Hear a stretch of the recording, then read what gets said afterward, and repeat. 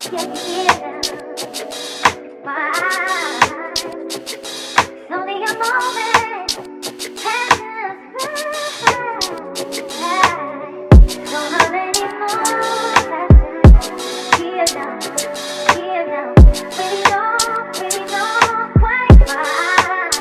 so silly.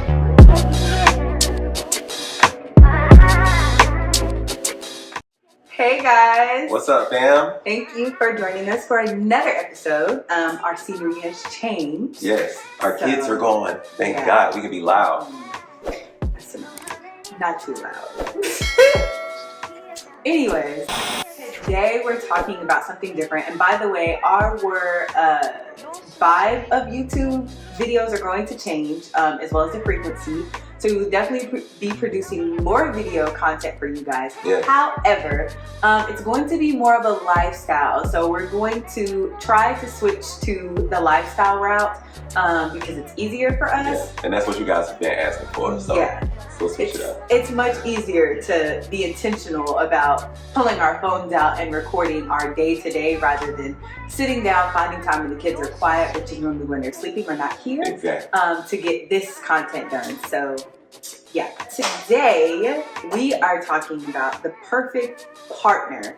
And the reason being is because so many of you guys message us every day about how we made this work, what we've been through, how we got here, if our challenges, ebbs and flows were worth it, and all of that. And that kind of sounds like to me from a woman's standpoint that we're going based off of a checklist. So he didn't have this, but he had this. So was it worth it? Was the trade-off worth it? Yeah. And then when we were planning this episode, he was like, well, that's kind of like a girl conversation. And I'm like, not necessarily.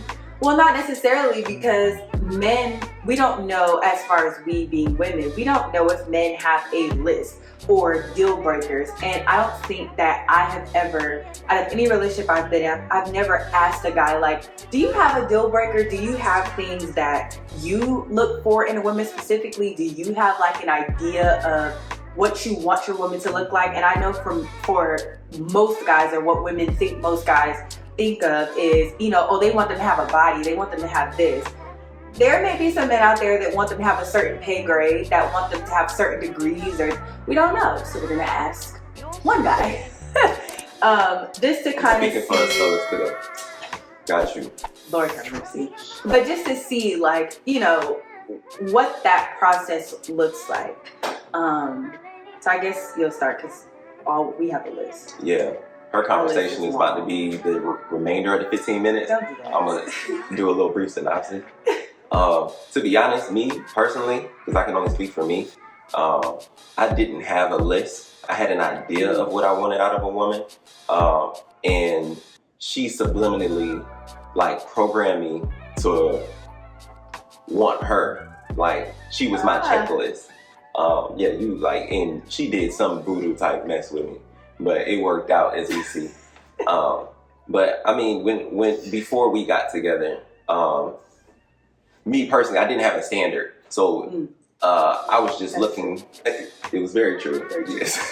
So, you know, anything that gave me attention was what my list was. But, you know, now being older, if I was to get back into that single game, which would be never, I would suck being single, because I don't know, I have no game. She's the only person I can, like, you know, finesse, but nobody else.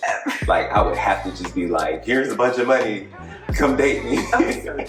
But I mean, like, I can understand how a man, especially like around the 30 or 25 to 30 range, we get that sense of, okay, I want a partner. So you kind of start looking at first in the qualities that your mother had.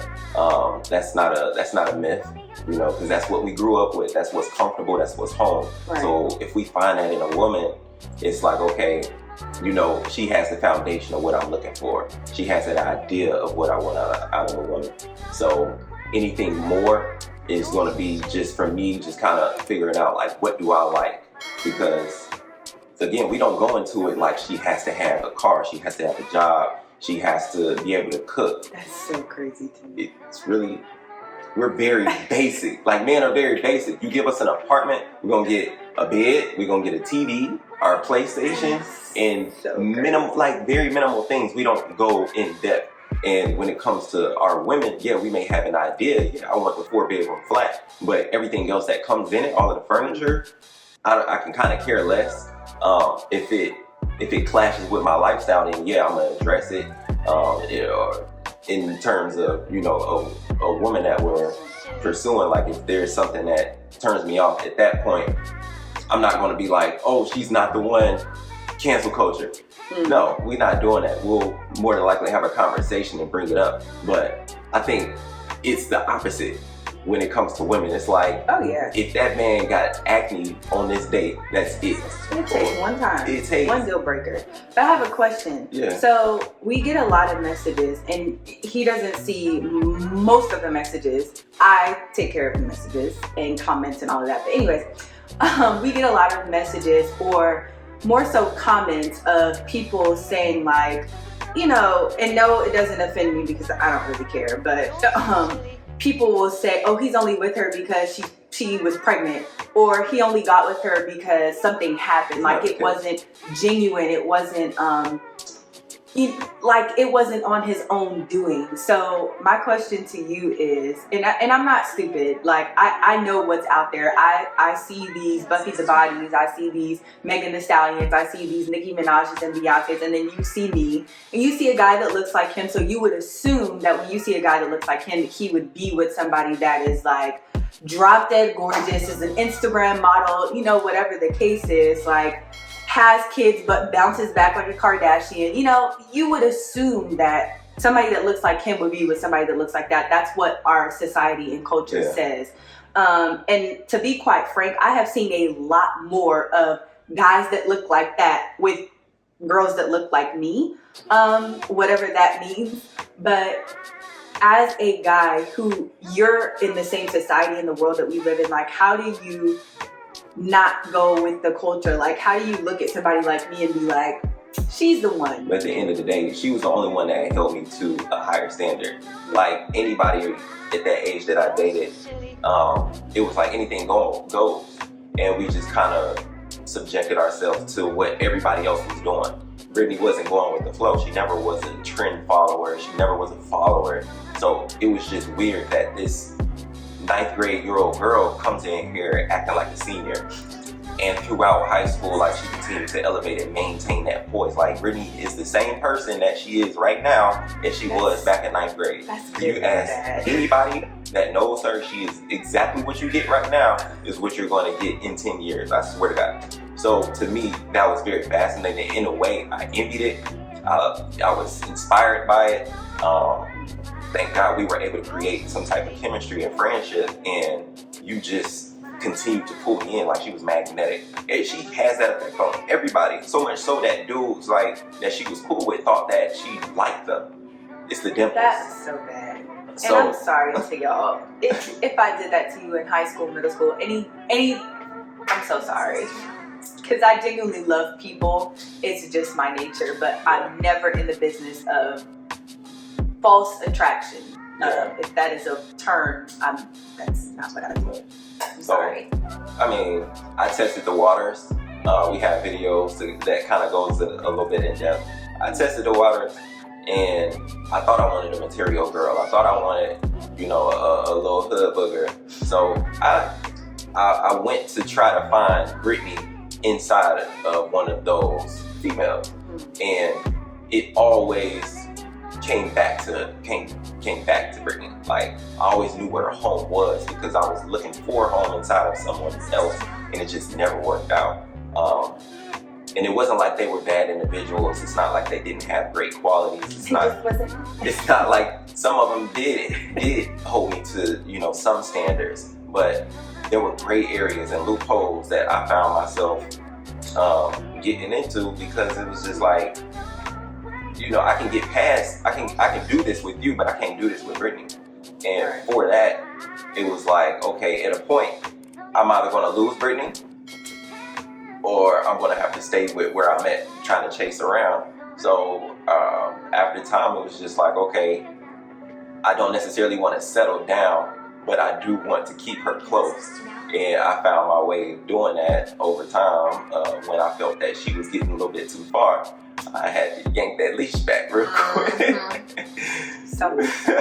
So many times, I don't know how I kept you. I don't know. Yesterday we had date night, so we literally sat at the table and talked for hours, much longer than we anticipated. Yeah. But we talked for hours just about high school and about this topic of what kind of made me stick around, because I do get messages from you guys about what was it worth it? What everything that you guys have gone through, was it worth it? We have a 16-year history. Yeah. A lot happens in 16 years, and so you can imagine how much evolving and changing and all of that we've gone through. And I tell people, they're like, well, without getting in your business, like, what have y'all gone through? And I'm like, everything you can think of outside. The only thing that I can say off the top of my head that we haven't been through is he does not have a child with nobody else. Yeah. That's literally, you can wrap your mind around that. And I'm not saying that I am one of those women that's proud to say that, well, I went through the mud with my man, and it's not pride. It's, I learned how to love people where they are at an early age. No shade to my parents, but my parents are some interesting individuals. My mom is a Gemini and my dad is a Sagittarius, so wrap your mind around that. So with that alone, I've had enough, zodiac trauma. Some things just, my tolerance is different. I knew myself enough to know what I could tolerate, what I would tolerate, and what wasn't flying. And some things I just knew, like, okay, this is who he is. Either you go with the flow or you don't. And so I was smart about how I maneuvered, some things in our life, such as our sex life, our intimacy, just our regular relationship, friendship, all of that. I was very smart. I understand that you're who you are and I am who I am. And that just takes you understanding your worth. It takes you setting a standard, you setting boundaries, and your boundaries may be very hard, and sometimes those boundaries may be very loose. Mine were tolerance-based. Mine were kind of loose, but they were still there. What's crazy is, had you asked Brittany, like in 10th grade, like what her perfect man was, let's start off at the fact that it would say chocolate. Number one, he needs to be chocolate. Do you see any chocolate on me? Chocolate. I ain't got, not even in my darkest, deepest crevices in my chocolate. The most you may get is her type of brown on me. But yeah, I was not on her list. I didn't fit nothing. Maybe tall. I got that one. Yeah, we heard you. Sorry, I'm just saying. A little thick peanut butter chocolate. All right. Something different. It's like that double stuffed Reese's. Next topic. But yeah, I wanted to really talk to you guys about that. And I hope that y'all got something out of all of that rambling. But I get so many messages, mainly from women, about, he loved you when you were bigger and he loves you now. Like, that's so beautiful.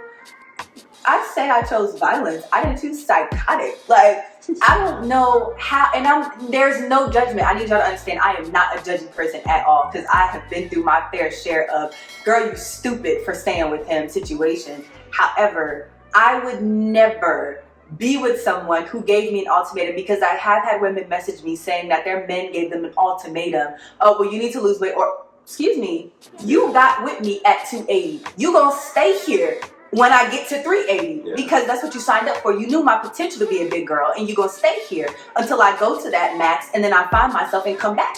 And even if I don't find myself, you're still gonna love what you see, because the outside should not deter you from who I am on the inside. So for that purpose, no. You should never be with somebody who challenges you and your space and what you take up. Why does that matter? Why is that an ultimatum? For me to be a rapper and then like see the bigger picture with things, like she really challenged me to go further in my life, to actually make me do my own self-work and personal development. Like, I didn't get those qualities from my parents. Those type of desires were introduced to me from Brittany, to be honest. Like, don't call me Brittany. Well, from my baby. Thank you. This is my guardian angel. I tell her that all the time because honestly, without you, like the path that I was going, it was obvious. Like you saw my call log, you can tell exactly where I was going in life. But because Brittany was at the top of that call log, I always got reeled back home. So it's definitely, it was so much more than material that I found after being with people. It was like, I was really attracted to you until you opened your mouth. And that's how it was, like repeat situation after situation, different type of girl, different denomination, different race. It didn't matter. It all led back to, it was just all surface. That's the joys of the dimple.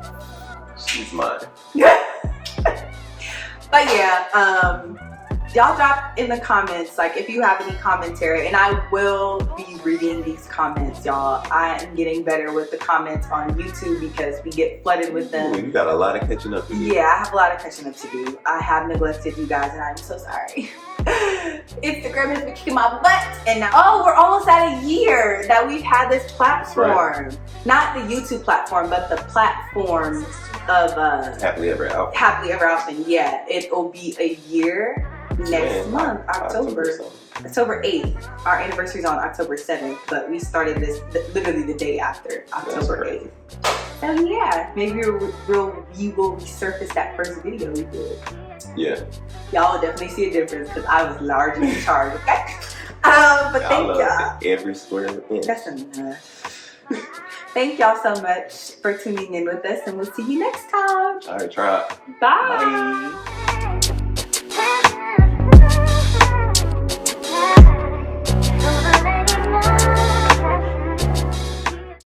Oh, we switch sides. I'm normally on that side. Are you uncomfortable on that side? It's still there. Okay, I can probably get it.